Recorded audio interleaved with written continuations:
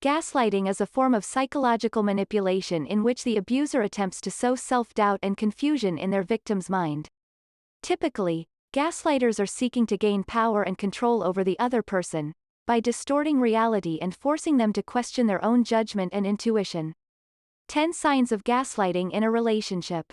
If you're wondering how to tell if someone is gaslighting you, consider whether someone has exhibited any of the following behaviors within your romantic, family, or work relationships.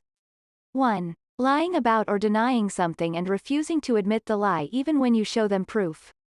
2. Insisting that an event or behavior you witnessed never happened and that you're remembering it wrong. 3. Spreading rumors and gossip about you, or telling you that other people are gossiping about you. 4. Changing the subject or refusing to listen when confronted about a lie or other gaslighting behavior. 5. Telling you that you're overreacting when you call them out. 6. Blame shifting in relationships. Saying that if you acted differently, they wouldn't treat you like this, so it's really your fault. 7. Trying to smooth things over with loving words that don't match their actions. 8. Twisting a story to minimize their abusive behavior. 9. Minimizing their hurtful behaviors or words by saying something like, "It was just a joke," or, "You're way too sensitive." 10. Separating you from friends and family who might recognize your gaslighting abuse symptoms. Them down and shut them up. If you're ever in a situation where you're being gaslit or someone's trying to gaslight you, it can be a little nerve-wracking figuring out how to shut them down. In the moment you're thinking it won't be any good telling them to stop gaslighting you because they'll just say they're not doing that, and you would be right, that is what they'll do. Instead of dealing with the pointless back and forth, I have some fun and useful things you can say to effectively end the conversation and manipulation right then and there. Not only will it stop them in their tracks, but it will allow you to reclaim control. So let's dive in. I'm not going to argue with you about something I know I experienced, and if they try to continue, just don't respond, be silent.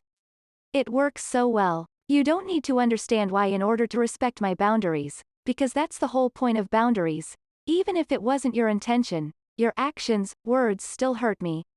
Period. The end. My feelings are valid even if you would not react the same. We are not the same, we have different triggers. Maybe you didn't like my reaction, but I'm allowed to feel how I want.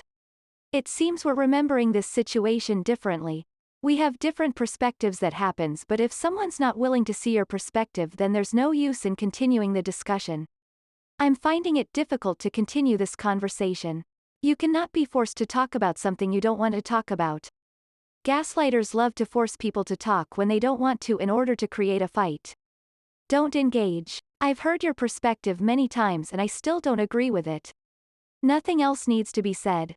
Hopefully some of these examples are useful if you ever find yourself in a situation where you're being gaslit or someone's attempting to gaslight you. Take back your power and don't waste time arguing with a gaslighter.